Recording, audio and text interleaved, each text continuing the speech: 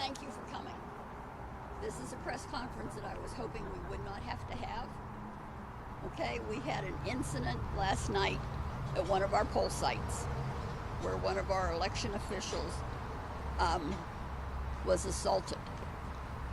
And we have all the necessary security. Security went, EMS went down.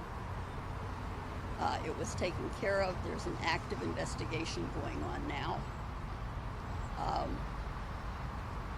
Again, it's something that we never ever thought we would have to say.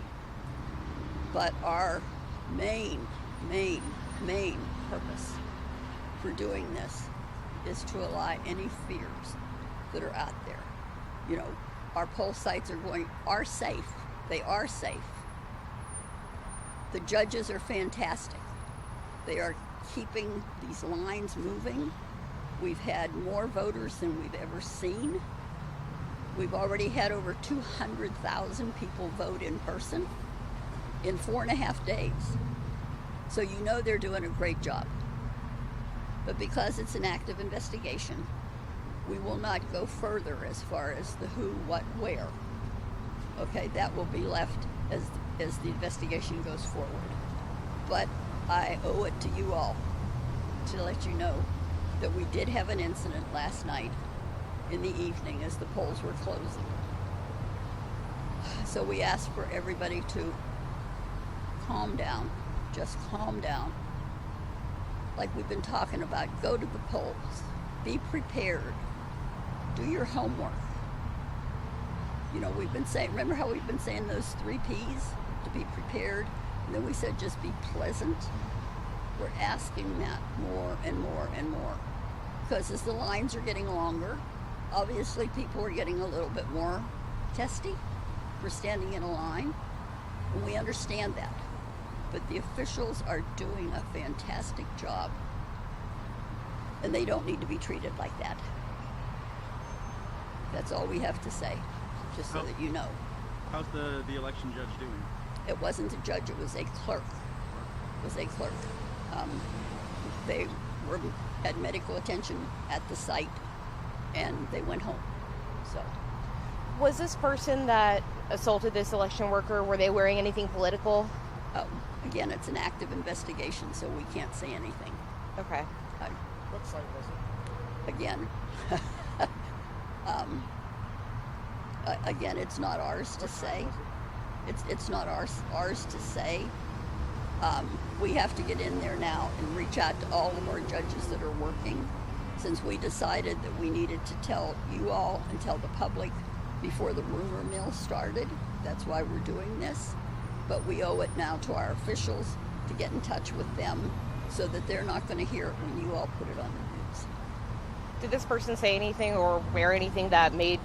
Again, that's the second time. Same question. I have to ask. Same question, different time. I can't speak to that because it is an ongoing investigation. Can you tell us which police department is investigating it right now?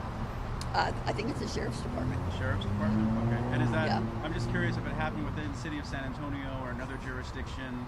And I know you can't say anything, but you know, these are the questions that we have to ask. I know, and I appreciate that. But you know, as you all know, and you've been with us for years and years and years, you know that our standard procedure when we have an election, when we have a large election, is that we work with the EOC. We meet with the EOC, the Emergency Operations Center. We're in contact with them, you know, all day long, every day. And when we go to the EOC, that touches all of the other police departments in the little cities and the school districts, the sheriff, all city of San Antonio.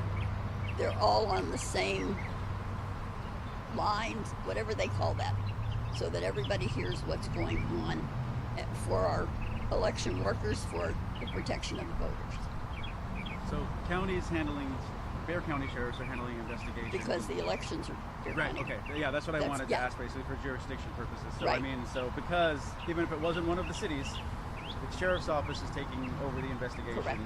Because it was at a county voting center. Yes, because it's elections. It's, you know, our elections, and that's why I'm speaking to you, because they're here. They, you know, we put them out there. They work for us, and so. Is there? Are you taking any extra steps now because of this? for that site. Any site in that site. Well, again, we are going to go reach out to all our other officials right now. And we do have the authority under the Texas Election Code that we can post a peace officer at a location. Normally, you don't have any police presence or sheriff's presence because they look at it as intimidation in some aspects. But we are going to place one at this site. And then once we share with our other 50 sites, we'll see if they request. But again, this is a first for us, and we're just glad everybody's safe. Is there any reminder that you can give people, because I know some people might be confused about, like, if they can wear something, if they can't wear something? Like, is there anything that you're not allowed to wear when going to vote? Right, well, yes. I mean, we've covered that in, like, the 2 previous press conferences, and so I'd really not like to go down that lane because then it could look partisan. And so right now, everybody's been behaving themselves. I mean, as I said, look at that, 204,000 people have already gone through voting, and they've all had a wonderful experience. That's what we need to focus on.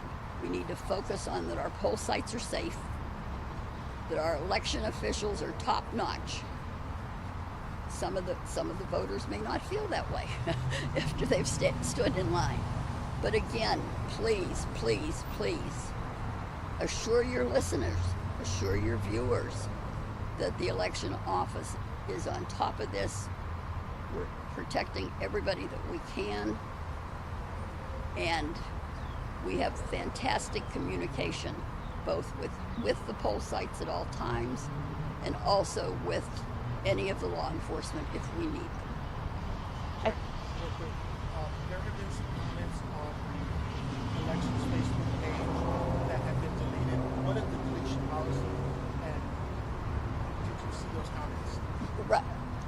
Yes, because again, this is such a contentious election, and we've had that policy on since we've had our Facebooks, is to not make it partisan. We are a nonpartisan entity here. We're proud of being nonpartisan, and so we have to keep it that way. We have to have it be a safe space for where our voters can get information. They can look and see how many people have voted or things like that. And we just can't have it turn partisan. And right now, the energy that's going into some of the partisan discussions was over the top. Okay? The polling site that was affected is still active? Oh, yes, sir. Were there any delays or plans to close it early today by chance? No, sir. Did it get closed early last night? No, sir. No, ma'am. I do have a different question. How many deaf people have used the new deaf link available? That we don't have a handle on. It's Okay. out at 5 sites, and we don't get a report of that every evening. We'll be able to wrap that up at the end of early voting. Okay, and I know we've been trying to keep updated charts tracking turnout compared to previous elections, but we noticed that on the Secretary of State's website has 915 more in-person votes than recorded in Bexar County. What's the reasoning behind that? Well, again, I don't know if you were here when we talked about limited ballots. The limited ballot is available for any voter who is registered in the state of Texas and that has moved to Bexar County. They're here, but they just didn't move their registration with them.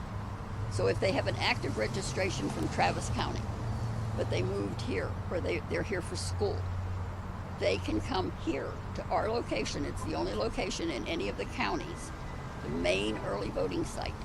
And they come in and they ask to cast a limited ballot. And what that is, they're going to fill out a paper, and we're going to cancel their registration in that other county right then. We will register them here. Then they will go down and get a special ballot, because they're only allowed to vote on the items that would be on their ballot in their previous county. So they don't get to vote on any local issues. It's just what they'd vote in their previous county. But those names are not in our registration database because it takes a while. So when you add in the limited ballots, we're good to go. So with that in context, is this as big of a turnout as you expected? Oh, this is much. It's about what we expected, yes. I mean, again, when I came out, I just looked, it was 204 something. And we literally were projecting that we'd get 580 to 600 in early voting.